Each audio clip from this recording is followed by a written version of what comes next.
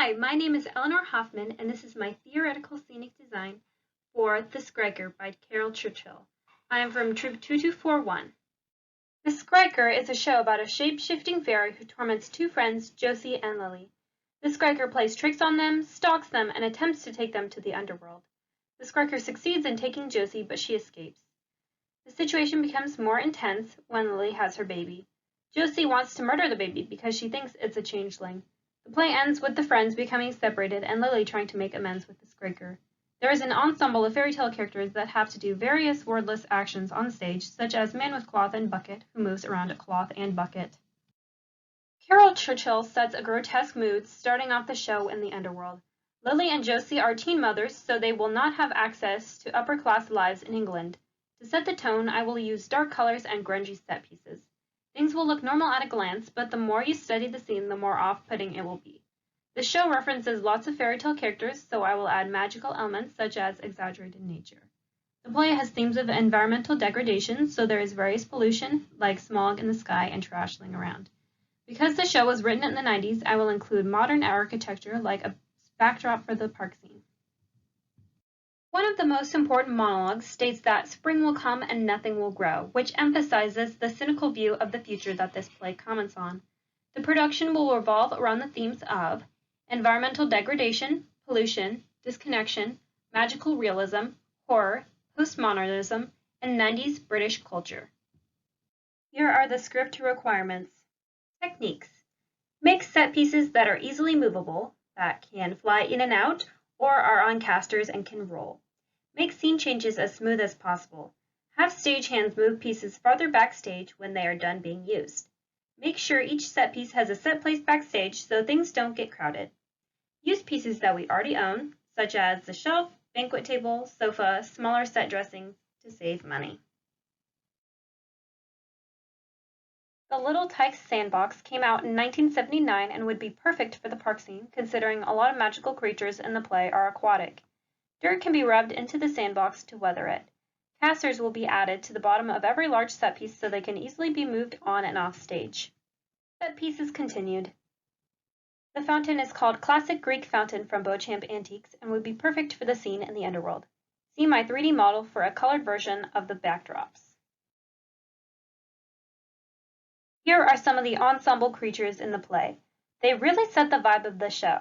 The grunginess and the sickly colors give the play their grotesque fairy tale feel. Here are some examples of streets in Britain in the 90s. I will take these photos into account when designing the street backdrop for the park and street scenes. I really like the image on the left with the row of houses.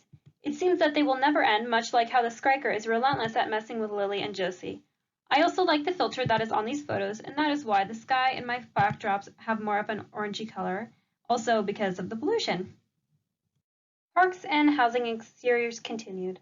The 1970s and 80s saw a lack of funding into local parks. As a result, many became run down and even considered no-go areas.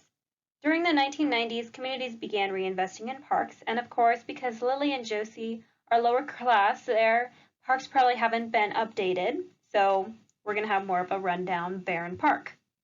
This is where I got inspiration for the hospital bed and privacy curtain in the mental hospital and hospital scenes.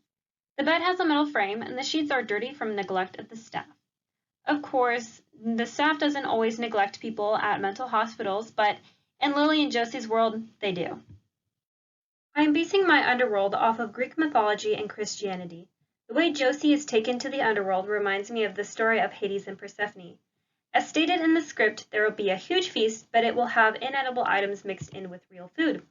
This is more of a props note. I took these paintings into account when creating the underworld backdrop, especially the Fall of the Rebel Angels painting. In my design, I used a wooden bar and added ornamental designs to the sides, just like these pictures.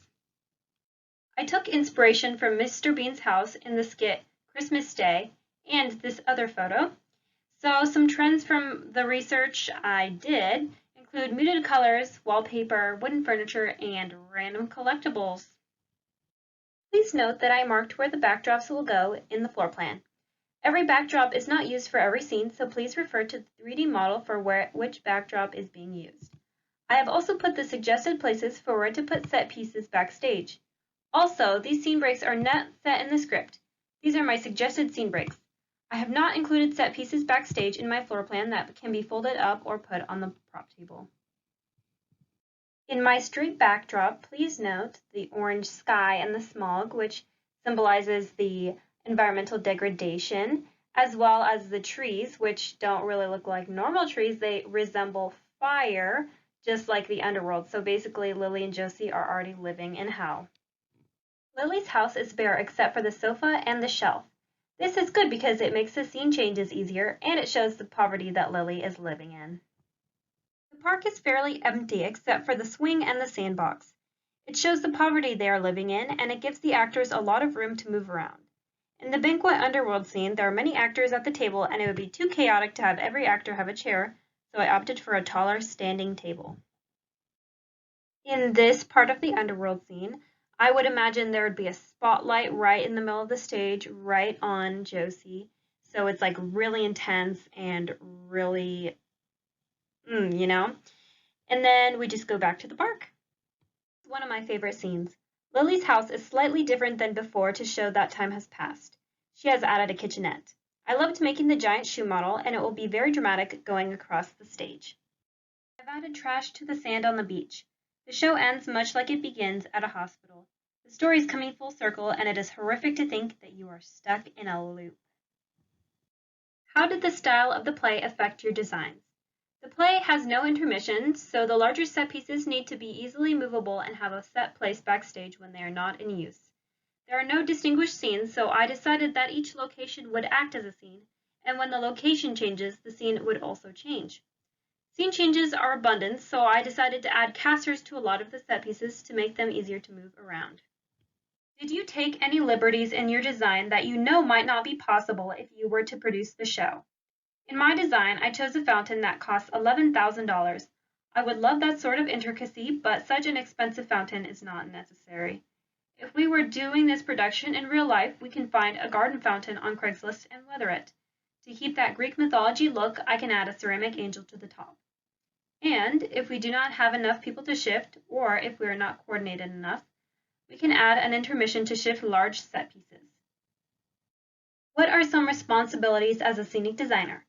Not all scenic designers oversee the build of the set, but usually at our school they do. Collaborate with other departments. Make sure the lighting design works well with the placement of set pieces, the color of the set, and the overall concept of the show. Make sure the costume designs work well with the color scheme and vibes of the show. And collaborate with the directors so the blocking of the show works well with the placement of set pieces and their overall design concept.